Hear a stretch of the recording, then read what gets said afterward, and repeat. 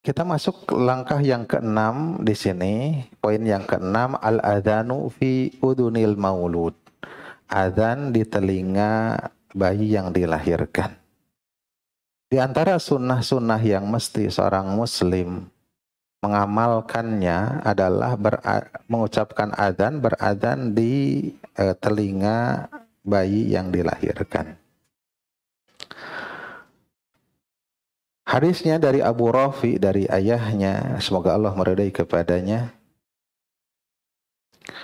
Dia berkata, Ra'aitu Rasulullah sallallahu alaihi wasallam, aku melihat Rasulullah sallallahu alaihi wasallam adzana fi udunil Hasan ibni Aliin hina waladathu Fatimatu bisalati. Aku melihat Rasulullah sallallahu alaihi wasallam mengadzani di telinga Hasan bin Ali ketika Fatimah melahirkannya bisalati di waktu salat. Hadis ini riwayatkan Abu Dawud dan juga At-Tirmidzi. Permasalahan ini Bapak Ibu sekalian yang dimuliakan oleh Allah Subhanahu wa taala, permasalahan ikhtilaf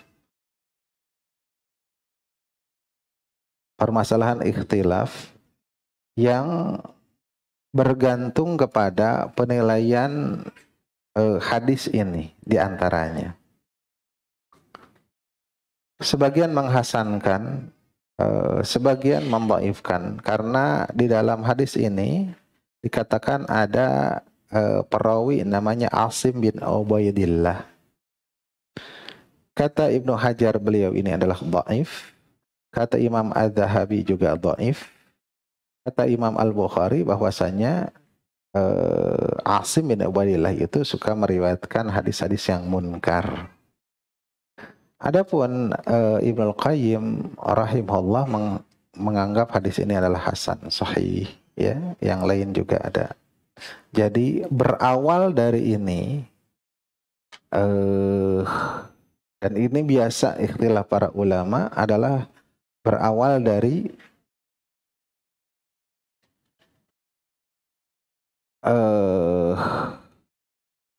penghukuman terhadap hadis.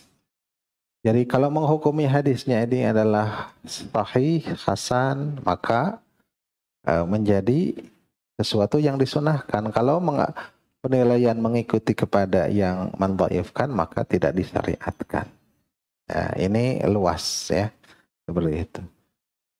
Imam An-Nawawi rahimahullah menyatakan berarti beliau juga termasuk orang yang mensyariatkan, menganggap hadis ini adalah sahih atau hasan. Termasuk juga Ibnu Qayyim Al-Jauziyah juga seperti itu di dalam kitabnya Tuhfatul Maudud.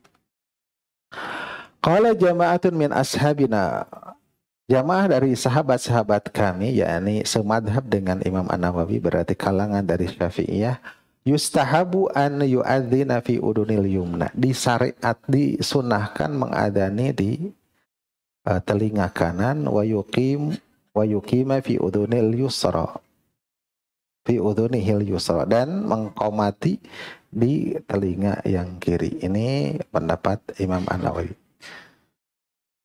Oleh karena itu Ibnu Qayyim rahimahullah mengatakan yang beliau juga cenderung kepada pendapat yang mensunahkan. Kemudian beliau mengambil ta'lil dan hikmah dari pengadanan tersebut. Wasirut ta'adzini wallahu a'lam, rahasia mengadani wallahu a'lam, an yakuna awwalu ma yaqra'u al insan kalimatahu al mutadamminatu likibriya'i rabbi wa 'azamatihi. Rahasia mengadani ini adalah bahwasanya adzan ini sebagai awal yang mengetuk pendengaran seorang insan dengan kalimat yang mengandung kepada keagungan, kebesaran dan keagungan Rabb-nya, dengan Allahu Akbar, Allahu Akbar. Jadi pendengaran yang pertama diketuk, dibuka dengan keagungan Allah Subhanahu wa taala. Juga syahadat. Di sana ada asyhadu alla ilaha illallah, asyhadu anna Muhammadar Rasulullah. Adalah yang paling awal masuk kepada yang seseorang itu masuk dalam Islam dengan mengucapkan syahadat. Maka hal itu seperti mentalkin pada bayi tersebut syiar Islam. Ya, ketika bayi tersebut lahir ke dunia. Sebagaimana juga ditalkin kalimat tauhid ketika keluar dari dunia ini.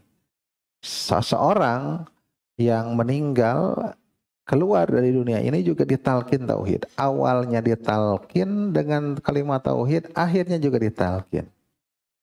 Ya. Dan sesuatu yang bisa sampai azan itu kepada hatinya dan membekas ke hati dari bayi tersebut. Dan jika tidak terasa hal itu, di sana ada faidah yang lain. Yaitu apa faidah dari mengadani? Wahia hurubus syaitan min kalimatil adzan, yaitu larinya setan dari kalimat-kalimat adzan. Jadi minimalnya itu, ya, minimalnya itu. Ini hikmah dan ta'lil ini juga dibangun atas penilaian terhadap hadis, ya, terhadap hadis yang tadi dikatakan, disampaikan.